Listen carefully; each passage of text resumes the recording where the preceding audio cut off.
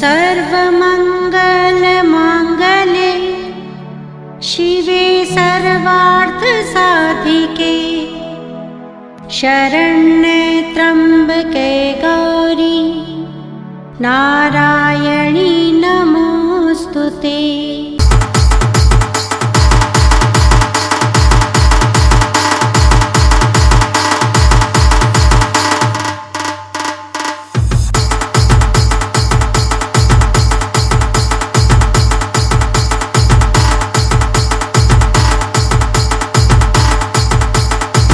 आपकी झोली में आया। और जो लोग ये समझ रहे हैं कि लाउड स्पीकर से पुण्य आ रहा है, तो मैंने कहा तो आज भी मैं कहीं भोजन के लिए निमंत्रित हूँ महाराज। बड़े प्यार से वो 2 दिन से मुझसे कह रहे हैं, तो एक काम ना करें, हाँ एक काम ना करें महाराज कि जो आज खिलाएं उसकी एक वीडियो हम खाने की बना करके सबको भेज देते हैं। बता दीजिएगा और देखिएगा वीडियो देख के आपका पेट भर जाएगा, बल्कि और भूख लग जाएगी। समझ रहे ना? तो अगर खाली दूर से सुन करके पुण्य मिलता होता तो फिर दिक्कत क्या थी महाराज? पुण्य पाने के लिए आना पड़ता है, आना पड़ता है ना? दूर से खाली आप, है ना, ऐसे नहीं होता कि दूर से आपने देख लिया महाराज ये लड्डू है, दूर से मैंने देख लिया तृप्त हो गया क्या? जब तक इसका कुछ दाना मुंह में नहीं जाएगा मुझे क्या पता इसका स्वाद कैसा है महाराज। तो कहने का तात्पर्य यह है कि किसी चीज को स्वयं प्राप्त करना पड़ता है, उसके लिए परिश्रम करना पड़ता है महाराज। बिना साधना के तो भगवान को भी कुछ नहीं मिला है महाराज, हमको आपको। तो जो लोग इस पंडाल में पधारते हैं, माँ के ज्योत के सामने बैठते हैं, निसंदेह माँ उनको दुलारेगी, उनके कर्मानुसार, उनके भावानुसार निसंदेह दुलार मिलेगा अपने अपने तरीके से। लेकिन जो आते नहीं, माँ भी कहेगी तुम मेरे घर तक, मेरे इस जगह पर मेरा एक बालक इतनी ताकत, इतना परिश्रम के साथ तुम्हें कथा सुना रहा है, कोई एक बालक इसकी व्यवस्था कर रहा है ना, इतना सब कुछ हो रहा है, लेकिन तुम घर से नहीं आ रहे हो महाराज, तो कहाँ पुण्य मिलेगा महाराज? और जो आए हैं वो बहुत भाग्यशाली हैं। इस कथा के पूरा होते ही आज बहुत खुशी खुशी घर जाइएगा कि आज दुर्गा सप्तशती मेरा पूरा हो गया महाराज, बहुत आज खुशी खुशी जाइएगा। मैं इस कथा को भी पूरा कर देता हूँ कि समाधि, जरा ये मंच के पास जो लोग बात कर रहे हैं, कृपया अगर वो अपनी ऊर्जा इस मंच के सामने आकर बैठते तो मुझे बड़ा अच्छा लगता। लेकिन देखिए मेरे बार बार यहाँ के लोग बड़े अच्छे हैं महाराज, कुछ भी कहिए, कुछ भी कहिए, करेंगे अपने आगे वही जो उनको करना है ना? कहते हैं ना महाराज की क्या कहूं मैं कुछ भी कहिए, अपने काम में लगे हैं, बड़े अच्छे लोग हैं कि वो सुनते नहीं है। एक बार किसी ने कहा ना कि इस कान से सुनते हो इस कान से निकाल देते हो, तो कहने लगे नहीं नहीं ये रिस्क हम नहीं लेते कि इस कान से सुने और इस कान से निकाल दें, ये रिस्क हम लोग नहीं लेते। कान के अंदर गया, इधर से निकालने में अगर एक आध शब्द भी अंदर रह गया तो कहीं काम कर गया तो हम लोग सुनबे नहीं करते, रिस्क लेने का काम नहीं करते, सुनते ही नहीं। कुछ लोग ऐसे होते हैं। खैर छोड़िए, आइए समाधि वैश्य सूरत राजा की कथा चलती है। राजा सूरत बहुत ही विद्वान, बहुत ही आदरणीय और बहुत अच्छे राजा थे।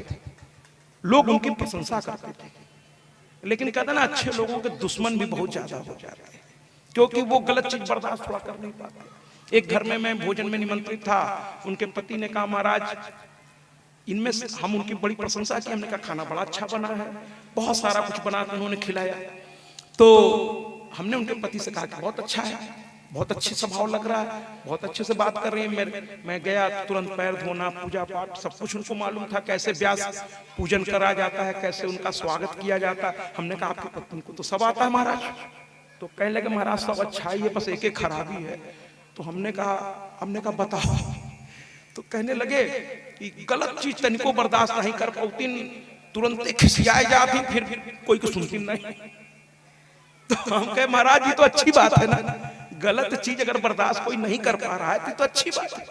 गलत चीज तो मुझे भी बर्दाश्त नहीं होती भाई, गलत चीज नहीं बर्दाश्त हो रही ना, तो उसमें बुरा ही क्या है? हमके बाकी क्या सब अच्छा ही है। तो उनकी पत्नी बहुत खुश हुई, हो सकता है यहाँ बैठे भी हो कथा में, है ना? हमारे बाबूजी के बड़े पुत्र उनके धर्मपत्नी, हमको तो उनका स्वभाव बहुत अच्छा लगा महाराज, बहुत अच्छा लगा। और बहुत स्वादिष्ट भोजन भी पकाया था उन्होंने।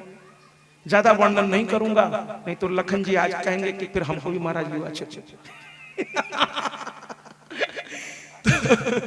कहने का तात्पर्य यह है कि सूरत राजा के दुश्मन बहुत सारे थे, बहुत सारे थे।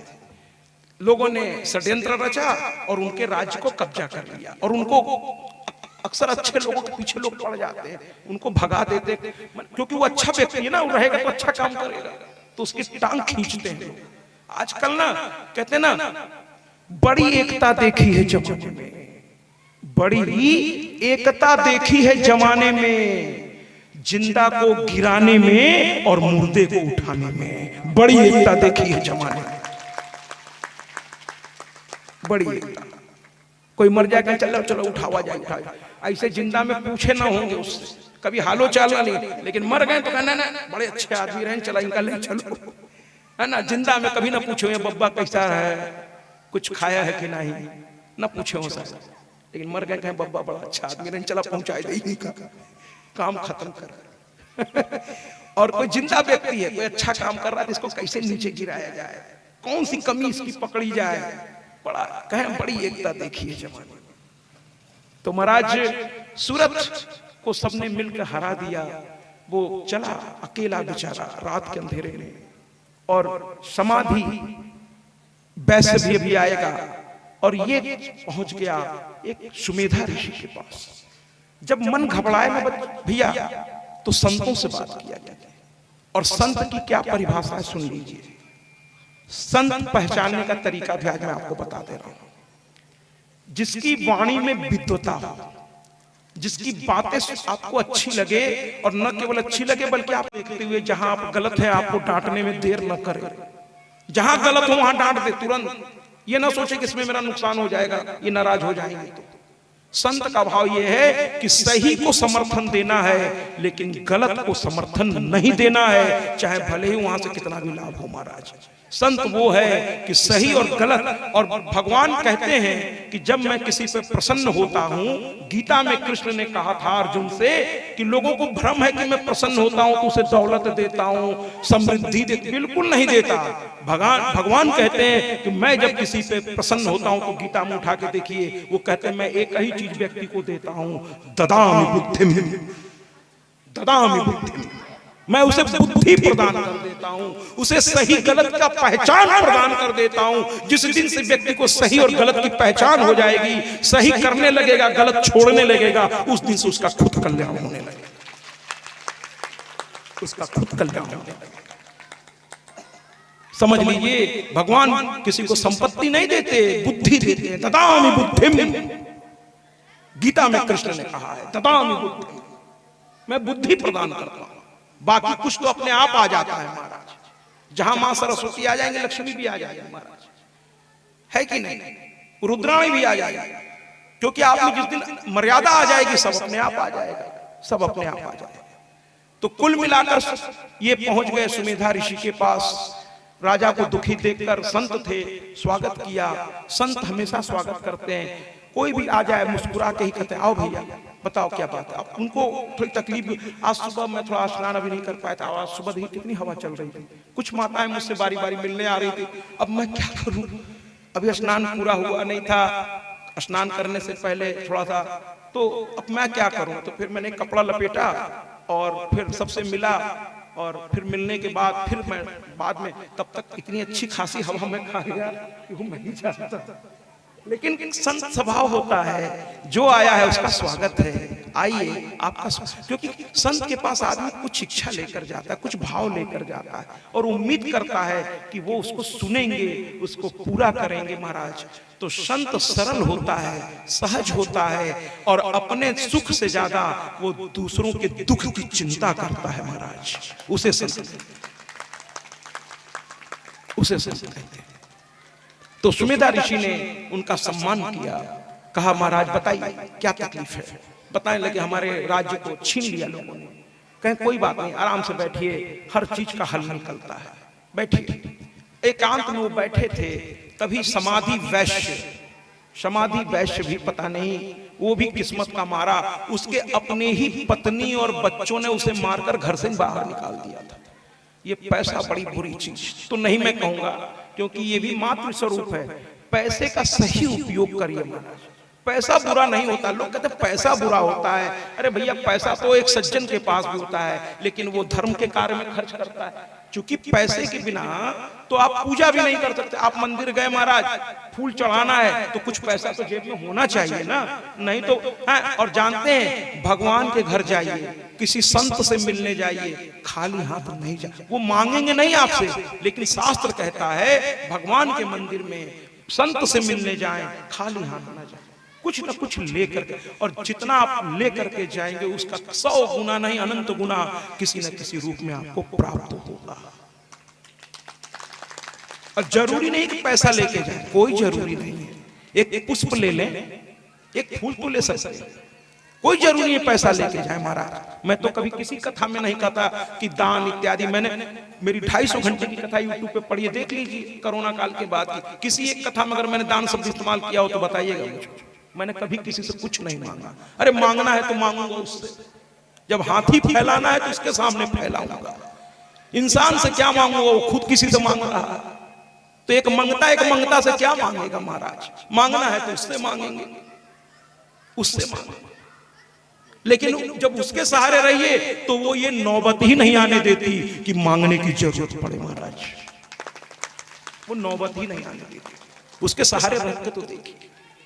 समाधि वैश्य पहुंच गया, कहने लगा कि मैं भी बड़ा दुखी हूं। सूरत ने कहा बैठो, दो दुखी एक साथ मिल गए, आओ बैठ जाते हैं। दोनों ने दुख बताया, कहे हमको तो राज्य से शत्रुओं ने निकाल दिया, तुमको कहे हमारी खुद की पत्नी और हमारे बच्चों ने हमको मार के बाहर कर दिया, है ना। कहने लगे तुम बहुत कंजूस हो, न खाते हो न खाने देते हो, हम ही को मार के निकाल दिया, बच्चों ने निकाल दिया। कहने लगे अच्छा ऐसा हो गया, चलो चलते सुमेधा ऋषि के पास। दोनों सुमेधा ऋषि के पास गए। सुमेधा ऋषि ने कहा बताओ। तो कहने लगे कि हमें बड़ा दुख है, बड़ी तकलीफ है। सारा कुछ उन्होंने रो रो करके बताना शुरू कर। सुमेधा ऋषि मुस्कुराने लगे, जो भी जुग पानी। आइए, समाधि वैश्य और सूरत की कथा चल रही है। सारा समाधि वैश्य और राजा सूरत। सुमेधा ऋषि ने कह दिया जाओ खुद तपस्या करो, बस विधि बता दी, विधि बता दी। संत से जब मिलिए तो कुछ ज्ञान की बात जरूर ले।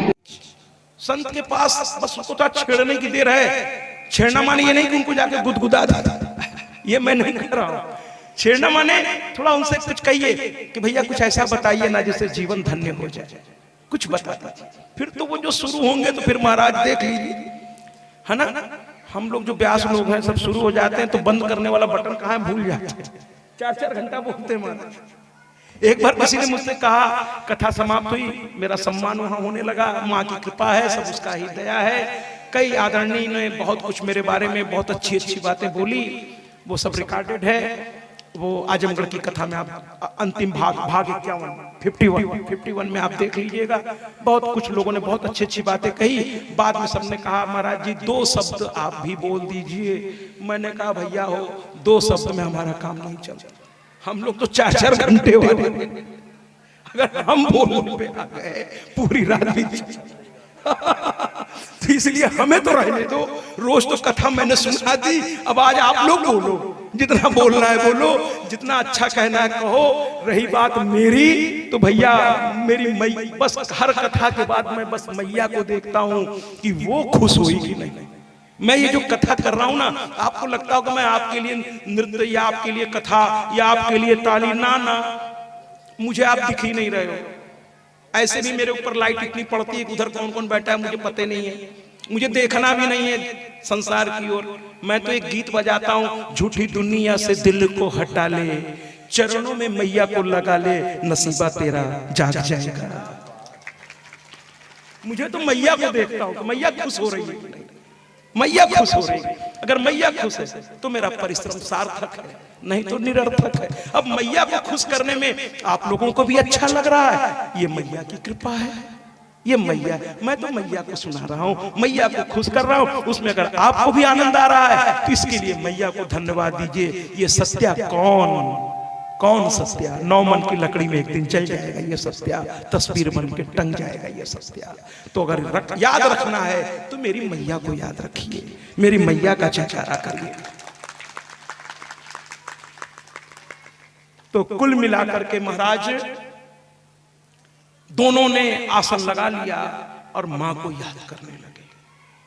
दोनों ने तपस्या की, घनघोर तपस्या की।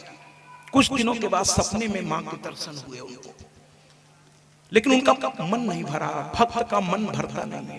कहने लगे ना ना ऐसे काम नहीं चलेगा, मां तू मुझे दर्शन दे। उन्होंने कहना शुरू कर दिया, मां तू मुझे दर्शन दे। और अंत में मां को आना पड़ा भैया, आना पड़ा। मां ने कहा ये मेरे बच्चे मानेंगे नहीं मुझे बिना देखे। अन्न जल का त्याग कर दिया था, सब कुछ त्याग करके साधना करनी पड़ती भैया, साधना करनी पड़ती है। देखिए ना 4 घंटे से बैठा हूं एक ही आसन पर, है ना। सुबह कितना भी कोई कहता है कुछ और खा लीजिए, हम कहते ना भैया बहुत हल्का सा जीने भर का खाना सुबह। हाँ, यहाँ से जब उठूंगा तो जैसे परीक्षा में पेपर अच्छा जाए तो छात्र खुश हो जाते हैं, तो प्रतिदिन की कथा जब अच्छी हो जाती है इसके बाद बड़ी भूख लगती है भाई, बड़ी भूख लगती है। फिर जी भर के खाने का मन करता है, लेकिन उसके पहले नहीं मन करता। बस लगता है पहले चलूं, माँ के दर्शन करूं, कथा सुनाऊं, भक्तों को आनंद मिले, जयकारा करते सब लोग घर जाएं, तब मेरी ड्यूटी पूरी होगी, फिर खाना खा लेंगे। क्या दिक्कत है महाराज, खा ले। सुबह थोड़ा बहुत हो जाता है और मैया की कृपा से कमी भी नहीं होती। कोई भक्त कुछ दे देता है, कोई कुछ दे देता है महाराज, बहुत ज्यादा हो जाता है, बल्कि बहुत ज्यादा हो जाता है। तो कहने का तात्पर्य यह है कि मैया आ गई। अब मैया ने पूछा क्या चाहिए, और आदरणीय दिनेश जी से मैं निवेदन करूंगा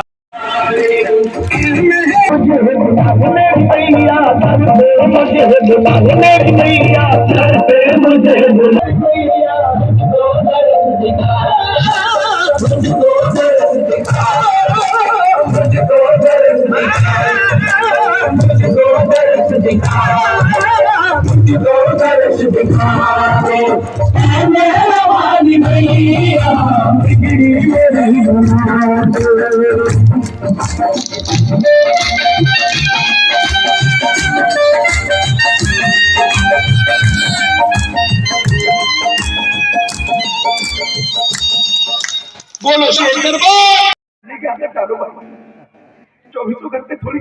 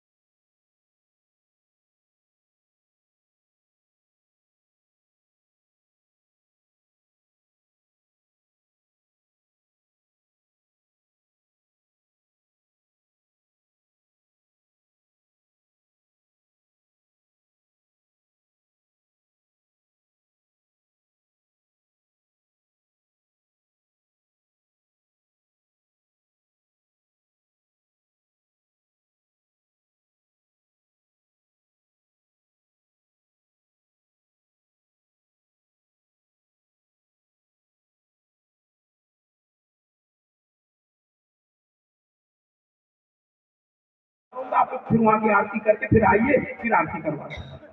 लेकिन इस गीत को सुनिए कि जब भक्त से मां मांगे तो क्या, मां से क्या मांगना चाहिए आज सीख लीजिए। भगवान से मांगना चाहिए, चलिए आज सीख ले। हम तो भगवान से मांगने ही नहीं आता, हम क्या मांगते हैं, नश्वर चीजें मांगते हैं, भौतिक बात। किसी को पुत्र चाहिए, किसी को गाड़ी चाहिए, किसी को बंगला चाहिए, किसी को बहुत सुंदर। मैं तो बड़ा हास्य विनोद करता हूँ। एक बार मैं हनुमान मंदिर सिविल लाइन हमारे प्रयागराज में है, बहुत बड़ा, बहुत अच्छा, ऐसे तो सारे हनुमान मंदिर बहुत अच्छे होते हैं। तो मैं वहां दर्शन करने गया तो देखा एक लड़का जो है हनुमान जी के सामने खड़ा होकर ऐसे कान पकड़ पकड़ के ऐसे ऐसे करता, घबरा गए। हम इसको क्या बोले, ऐसे बड़ा नौयुवक, अच्छा खासा नौयुवक, 27 साल का, देखने में बड़ा स्मार्ट, और ऐसे ऐसे ऐसे करे। मुझसे नहीं रहा गया, ये बालक मेरे साथ था, तो ये कहता है अरे आप जाने दीजिए, क्यों दूसरों के उसमें टांग अड़ाना, अरे जाए करे जो करना। हम कहते देखो भैया, शिक्षक रहा तब भी मैंने गलत चीज को रोका है, और अब तो व्यासपीठ पर हूँ, मेरी जिम्मेदारी और बढ़ गई है, गलत चीज को रोकने की जिम्मेदारी मेरी है, तो मैं तो कहूंगा, मैं तो रुकूंगा नहीं। तो मैंने उस बच्चे से पूछा, हमने कहा बेटा कर लिया अपना सब कुछ, कान पकड़ा, नाक रगड़ा, सब कुछ कर लिया। तो मैंने देखा, हमने कहा बच्चे तुम देखने में तो बहुत अच्छे लग रहे हो, तुम्हारी बॉडी लैंग्वेज बता रही है, तुम जॉब करते हो क्या? कहने लगा हाँ, मैं मल्टीनेशनल कंपनी में हूँ, मेरी तनख्वाह करीब 1.25 लाख रुपए महीना है। हमने कहा फिर दिक्कत क्या है बाला, दिक्कत क्या है? तो मुस्कुराने लगा। फिर कहा मैं दिक्कत आपको क्यों बताऊं, पहले तो ऐसे बोला